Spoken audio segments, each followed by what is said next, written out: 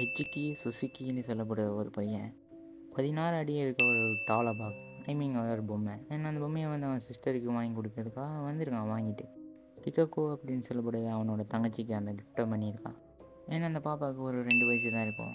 And அந்த பாப்பாவும் வந்து ஒரு 1 இயர்லேயே இறந்து போயிடுச்சு. அண்ட் அந்த பாப்பா அந்த டாலுக்கு வச்ச பேர் தான் வந்து கீகோ அப்படின்ற பேர் வச்சான் அந்த குழந்தை. அண்ட் அப்போ தான் ஜப்பானில் வந்து எல்லோ ஃபீவர் வந்துருந்துச்சு. அண்ட் அதுக்கப்புறம் அந்த குழந்தை இறந்த பிறகு வந்து அந்த டாலை அவங்க வச்சுட்டு இருந்திருக்காங்க. ஏன்னா அந்த பொண்ணோட நினைவந்தமாக. அண்ட் போக போக அந்த டாலுக்கு வந்து இந்த மரியாதை கொடுக்கறதும் அந்த குழந்தைய வந்து அவங்களோட குழந்தையாகவே பார்க்குற மாதிரியும் பல விஷயங்கள் பண்ணியிருக்காங்க அந்த டாலை வச்சு. அண்ட் போக போக தான் தெரிஞ்சிச்சு அந்த டாலுக்குள்ளே ஒரு பெரிய மிஸ்ட்ரி இருக்குது அப்படின்னு. அண்ட் அதுக்கப்புறம் அந்த பையனுக்கு தோண ஆரம்பிச்சிருக்கு, இந்த பொம்மையை நம்ம வாங்கிட்டு வரும்போது இது பாப் கட் பண்ணிருந்துச்சு அப்படின்ட்டு.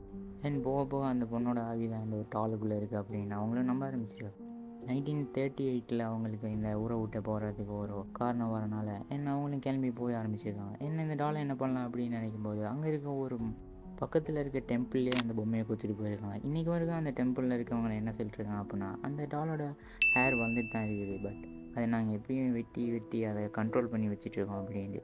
அதெல்லாம் நம்ம ஈஸியாகலாம் போய் பார்க்க மாதிரி ஒரு பிளேஸே கிடையாது. வீடியோ பிடிச்சிருந்துச்சுன்னா மறக்காமல் சப்ஸ்கிரைப் பண்ணுங்கள்.